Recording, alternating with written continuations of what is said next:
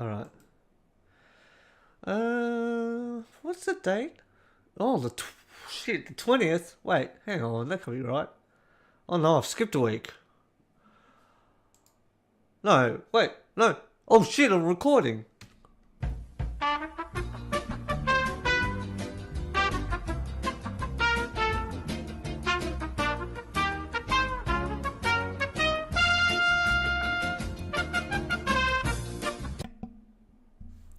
Oh, greetings, programs. Welcome back to the gamification, news and movie information and whatnot. This is a place where we get together as fellow geekazoids to talk about all the things happening in the world of movies, gaming, animation, and what have you.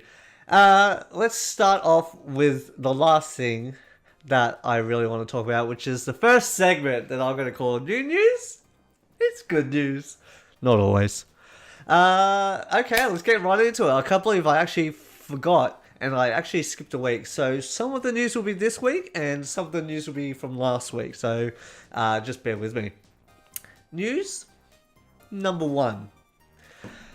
Sony is officially working on a next-gen console. This is from IGN.com.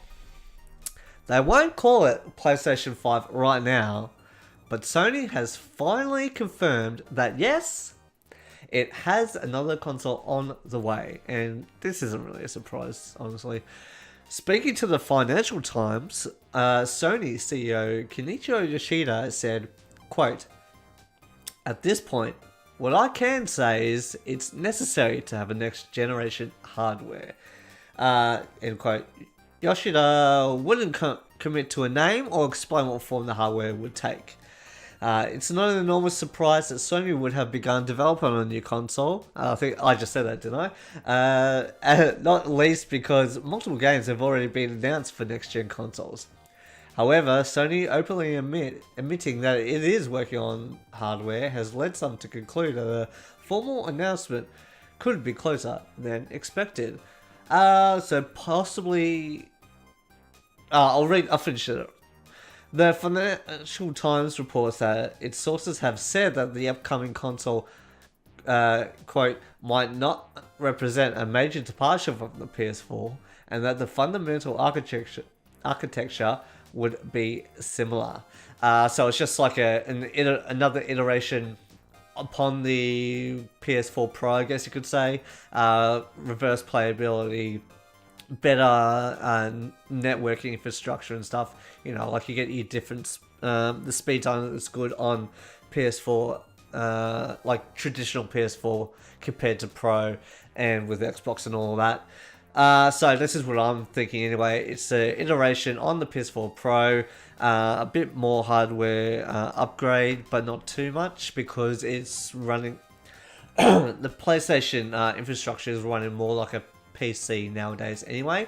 That's better for developers as well, and so therefore it possibly won't take as long for developers to build a hardware system that's compatible with games. Games that are compatible with the hardware, because building for PC, I assume Xbox as well, is easier than, for example, the PlayStation 3, which had a cell processor.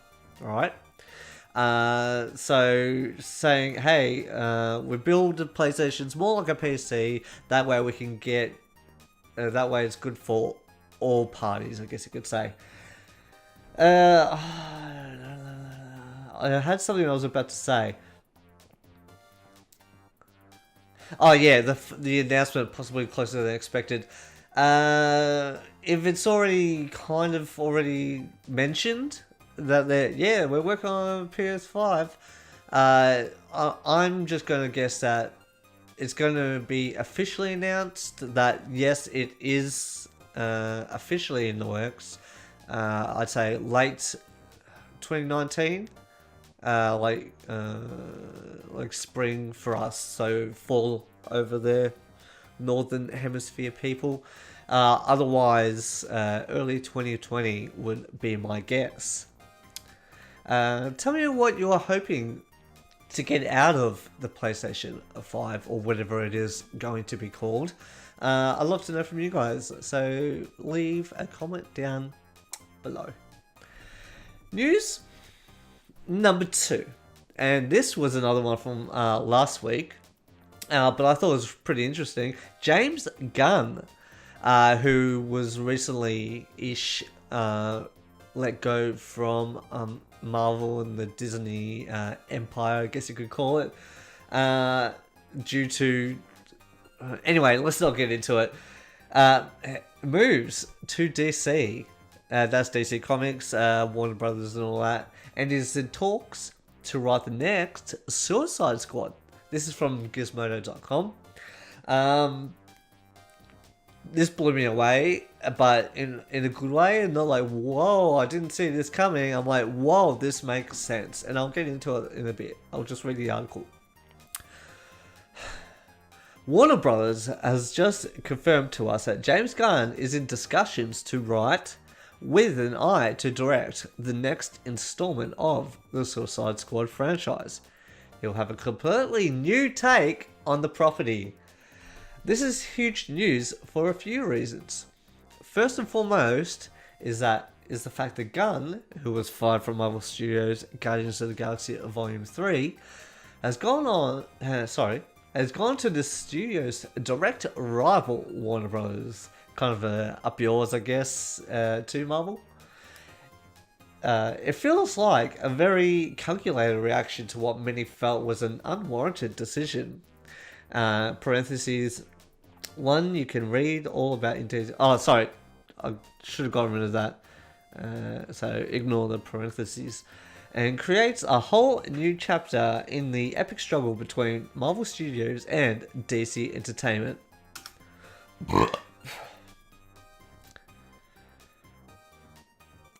Second is the movie at hand. Gunn is reportedly taking a totally new approach to the property, so this isn't exactly a sequel to David Ayer's Suicide Squad, the debacle that was that Suicide Squad. What does that mean? We do not know, but we can guess and we can hope and we can pray. But obviously, from the Guardians of the Galaxy movies, Gunn has proven his ability to make movies with multiple strong personalities work in a comic book setting. Really, who better to tackle a new Suicide Squad movie? Taika Waititi, I'll put a name forth. And though, right now, he's only writing the film, if he ends up directing too, it's going to become one of the most highly anticipated comic book movies in quite some time. From what I was saying earlier, this makes sense to me. The Guardians of the Galaxy had such a good vibe to it, I guess, a good formula, a good rhythm to it, that and because they're all kind of like semi-criminals anyway, and they could be crass, rude, and to each other, but also be awesome friends. This makes sense in a Suicide Squad setting.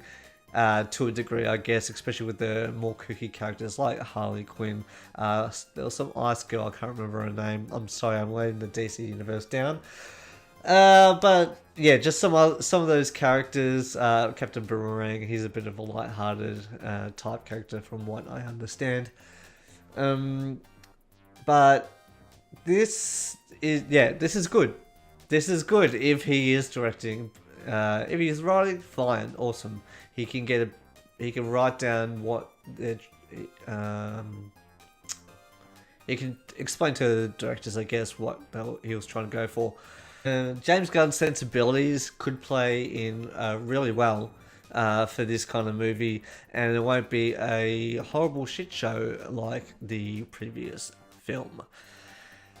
Let me know what you guys think. Are you excited for James Gunn hopefully bringing a breath of fresh air into the Suicide Squad franchise, or are you upset?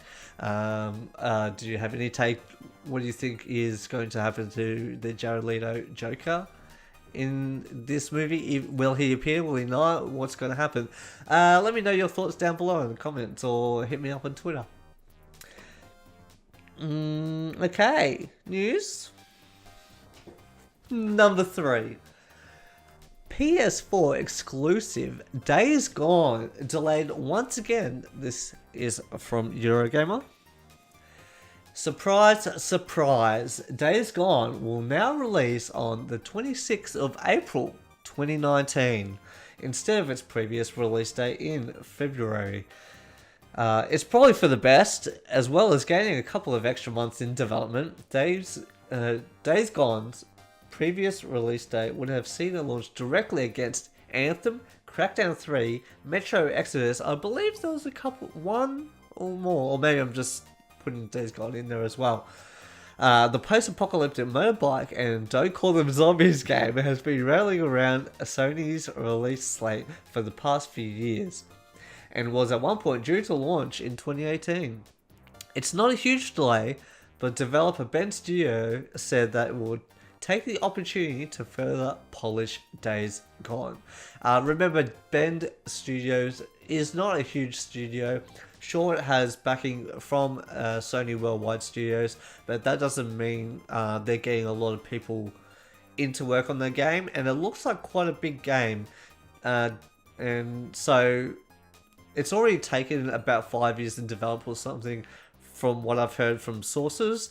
So it makes sense if it is a smaller game. They're just taking their time, trying to get it all to work properly. And especially because it is a smaller team, it's going to take a lot longer. Sony announced a release date change in a blog post this morning, or this was yesterday, which also lined up from Software's PlayStation VR Derancine. I don't know how to pronounce that. For a 6th November release. Then Concrete Genie and Everybody's Golf VR for spring 2019. There's no mention of Media Molecule's long-awaited dreams. Yeah, they're still being kind of quiet about that. Anyway, I said this in a group discussion. This is good for Days Gone. It's a big game, and especially with a lot, some talk of what is it? The Last of Us Part 2. Yeah, I've got it there. Possibly late 2019 or sometime in 2020. That is not confirmed, so don't quote me on that. I'd actually say it's a lot more out there than that, maybe even 2021. But especially with this February slate, with the 3 other huge games coming out, Days Gone would have drowned. It would not have made any money, or it would have made some money, but there's so many similar games out there already that a lot of people go, oh, this is just another zombie game. Or they're like, yeah, no thanks, we've got so many other games to play coming out this day already. So it makes sense. They're playing it safe, they're playing it smart, especially with Sony's backing. Sony's determined to make money. Bend Software wants to make money, otherwise they're probably screwed, because they put a lot of time and energy and assets into this project. Yeah, it makes sense to me. Alright, news number 4. Google announces Project Stream, which allows you to stream games in Chrome. This is from Jason Schreier at Kotaku.com. Alright, let's get into it. I should preface this by saying this is an article from last week. Yeah, so if I read something weirdly, it's from last week. Google's long-rumoured Yeti streaming service is now official, as the company today announced Project Stream. Last week, remember? Project Stream, a service that will allow users to stream games to the Google Chrome internet browser. The first game supported will be Assassin's Creed Odyssey, which launched last Friday. This is just me now, fixing it. Quote, we've been working on Project Stream, a technical test to solve some of the biggest challenges of streaming, Google said in a blog post that day. For this test, we're going to push the limits with one of the most demanding applications for streaming, a blockbuster video game, end quote. Anyone who's accepted into the beta test will be able to play Odyssey in their browsers on a laptop or desktop starting that Friday last week. Google said. They're looking for people with internet speeds of 25 megabytes a second or higher. It is also unfortunately restricted to people in the US. You know, I'm just going to put my reading glasses on, my cheap $3 glasses. Yeah, that's better, I can see now. Okay. Anyone who's okay, to the US. As we reported earlier this year, this is the first part of a broader Google initiative to enter gaming in a big way. As Jason wrote in June, he explains what this is. So what is this streaming platform exactly? Like Nvidia's GeForce Now, the Google service would offload the work of rendering graphics to beefy computers elsewhere, allowing even the cheapest PCs to play high-end games. The biggest advantage of streaming, as opposed to physical digital downloads, is that it removes hardware barriers for games. Games like Call of Duty can reach a significantly bigger audience if players don't need an expensive graphics card or console to play with them. As one person familiar with Yeti described it, imagine playing The Witcher 3 with within a tab on Google Chrome. Yeah, from what I've heard from reports and just influencers and whatnot that have already tried it, and just people in discussion groups, this is actually working out quite well. I can see again. Yeah, from what I was saying, from what I'm hearing, there's not too much lag, not too much disruption in input. Even if I remember Jared Petty from IGN and his own show on Patreon and YouTube called Hot Blip and the Jump, or Red Dead Radio. He's talking about the Red Dead Redemption games, and he'll definitely be covering Red Dead Redemption 2. So please go check him out. He's a great guy. He deserves some support. He was saying that he had this crappy Chromebook notebook thing. It's old. It's dying. It's on its last legs, kind of thing.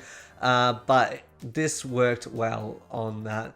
But then again, you can argue that he has high internet. He's got a good speed, and that's what matters most. So you don't get that disruption in signal, I guess you could say, from the game to the web browser. Because at the end of the day, it becomes a web browser game, doesn't it? Because it's running off a server.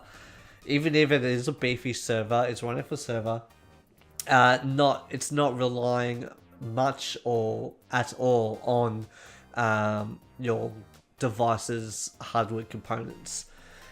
So that's great. That's another step into the digital age, you could say, where you don't have to rely on physical media. But I also argue that over here in Australia, our NBN, our National Broadband Network, is horrible. It's cheap and inefficient, and it doesn't give us what we want, especially for me. I've barely got enough internet to upload this video. But if I've lost my train of thought. If this helps get gamers to access different games, they're like, oh, I don't have an Xbox or I don't have a PlayStation, I can't play those games, then you can go to Google Chrome and go, oh yeah, I can stream it now, or Steam or whatever. But then again, yeah, well there again, if like Steam falls apart, you got Google Chrome to rely on. So it's good, but it's also you have to rely on the internet. And from what I was saying earlier, I got sidetracked. Internet sometimes fails on me. I go, shit, what do? I can't play games. Oh, I've got physical media. Ha ha ha. Put the disc in, it plays my games. And because I mostly play single player games, I'm not a big multiplayer guy. This works out for me. Anyway, tell me what you guys think about this whole digital media transference. What did you, if you have tried the Google Chrome Assassin's Creed. Let me know what you thought of it. I'd love to hear from you guys because it's just a US beta at the moment. I can't access it. I can't try it out, which is a shame. Yeah, so let me know. What I really would like to know in the future with Google is like, they're testing it just in the US, right? How will the servers handle the stress of a worldwide usage? If they put out these big AAA games, which everyone flocks to within the first couple of weeks, how will those servers handle such a big surge in usage? That's the real question, because everything takes up space, even server farms. Okay, that's it for the news so far. On to the next segment that I like to call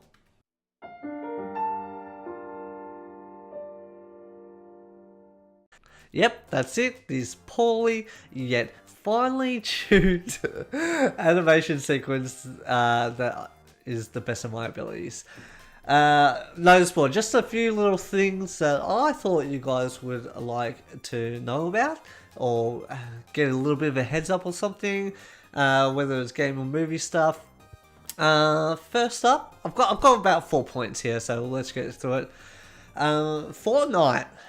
It's now playable on Android phones. There's a beta open now, and it's open to all. There's no invitation needed by Epic Games. So if you want to play Fortnite on your mobile devices, go check it out now. Also, second point, I also want to give a shout out back to Jason Schreier at Kotaku.com. He's the guy to go to for all the gossip in the games industry, as in the business side, the development side, as well as the marketing and whatnot. He gets a lot of good scripts from them. He has a lot of inside information, I guess you could say.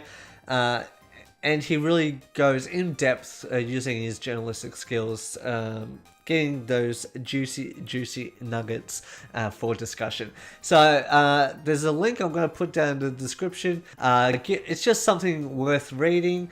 For preface, it's Rockstar recently lifted the social media ban for their employees to talk about their work and how they felt about working during the cycle of Red Dead Redemption 2. And then people did speak out and they talked about the crunch. That's a whole topic that's been going on this week, where a lot of people worked 90 plus hours, 100 plus hours in the crunch time, the expectations rather than the optional the option of working overtime. So he really goes into that, so I'd say give that a bit of a read. It's really interesting. Okay, third point. Spider-Man DLC is coming out next week. Wow, that came up quick. It's called City That Never Sleeps. That's part 1, I believe, out of 3 parts. This first part is about Black Cat, so that's going to be interesting. So October 23rd, which I believe is Tuesday. Go check it out. Let me know what you guys think about the Spider-Man DLC. They just had an update with some new costumes and a higher difficulty mode, I believe, with some new trophies. So yeah, go check that out. Let me know what you think of it. I'd love to know. Okay. Oh, I almost forgot. There was one more. Kingdom Hearts just recently put out a whole heap of screenshots for Kingdom Hearts 3, just out of nowhere. I think there was a magazine, Gematsu or something, that was covering Kingdom Hearts 3, so probably that coincided, but nothing else. There was no other games kind of media presence anywhere to say, hey, put out some screenshots for us. It was more just like, hey, let's do it. So I just wanted to show off all of them.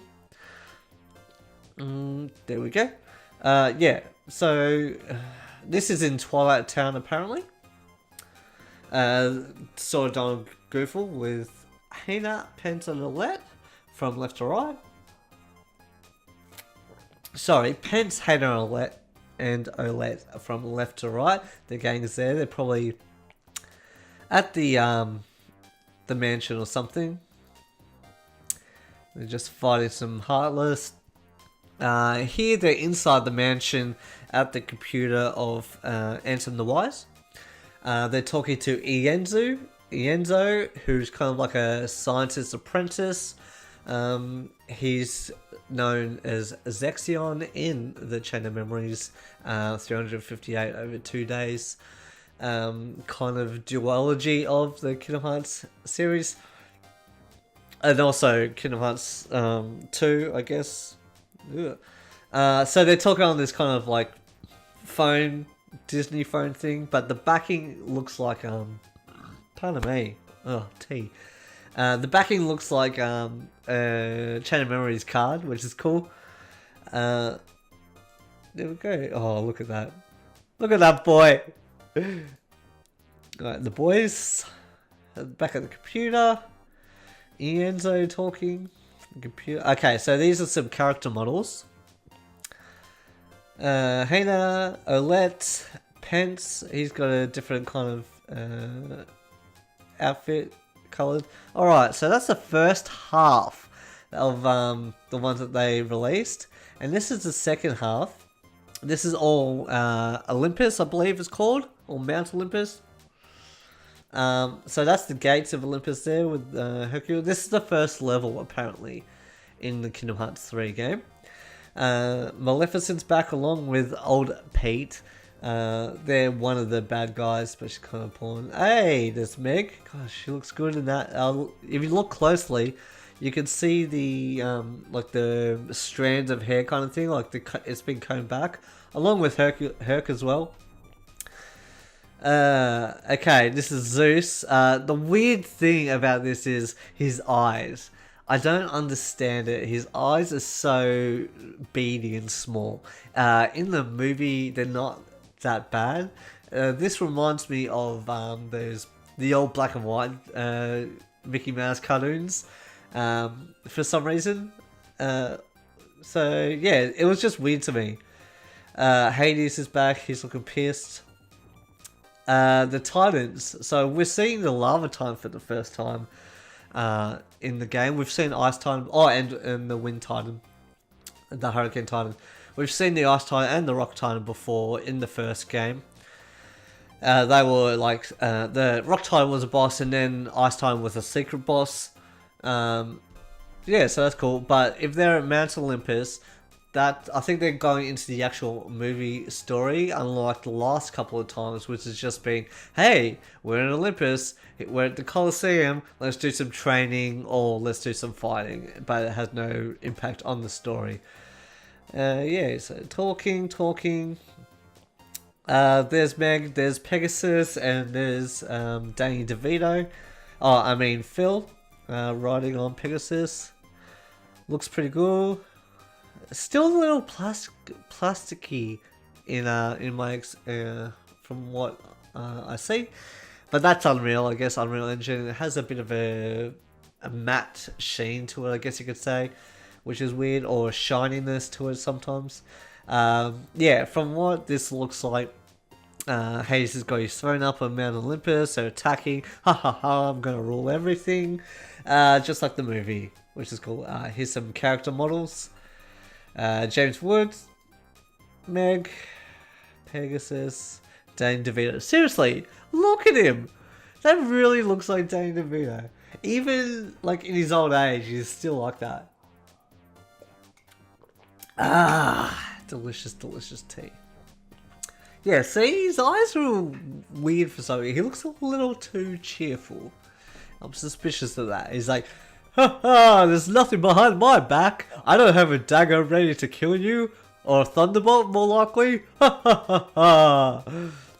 Yeah, so I just thought you guys would like to see that. I don't know, maybe not. Okay, hang on. Something's going on here with my transitions. There we go. Alright. Okay, now we're on to the last segment of this show this week, called Games Out This Week. I would have put games out, incorporated games from last week as well, but there was a big list, and there was a big list this week. So therefore, I'm only doing this week because there's a lot, and there's a lot of interesting ones too. My thumb is bleeding. Anyway, games out this week. Raised on PS4, Nintendo Switch, Hand of Fate 2, The Servant and the Beast. I didn't get the consoles for that, but I'm going to assume Xbox One and PC because it's a card game type, and I know Microsoft loves that stuff. Starlink, Battle for Atlas, Xbox One, Nintendo Switch, PS4. Interestingly enough, people have been saying nice things about this game. Apparently, from what people were saying, it's like the No Man's Sky that they wanted before the big update. So there's a lot more to do, a lot more action. There's voice acting and stuff like that, a lot of talking. Apparently the voice acting is kind of middle of the road, but there's a lot of things to do, a lot of action. With the ships, there's a toy thing that, because it's one of those Toys to Life games, you can take different ships apart and customize your own to make this super ships or whatever you want. But also you could take that off, apparently, and just use online, like the like the digital version. So you get like 5 ships, and I don't know what the customization's like with that, but yeah, you can use ships digitally without having the actual ship mounted onto your controller. Okay, yeah, so Xbox One, Nintendo Switch, and PS4. Flipping Death, Nintendo Switch and PS4. NBA 2K Playgrounds 2. That's right, 2. And that's on all platforms. Alright, Lego? Wow. Lego DC Super Villains, Xbox One, PS4, PC, and Nintendo Switch. Really high ratings for that game. But check out the reviews. It's Lego, you're sure to get something very, very decent. Candle, Nintendo Switch. Overload, PS4. Valkyria Chronicles Remastered on Nintendo Switch. That was the very first one. Here's one. The Hunter, Call of the Wild, 2019 edition. Xbox One, PS4, and PC. For Honor, expansion Marching Fire, PS4, Xbox One. That had good ratings, so I thought I'd give that a shout out. Fast Striker, PS4, and Vita. That's right, the Vita lives. Resonance of Fate, 4K HD edition, PC and PS4. So that's another remaster from the PS3, Xbox One, Xbox 360 days. I'm sorry. Still more to go. Blackbird, Nintendo Switch. Passport, Patout, Passport.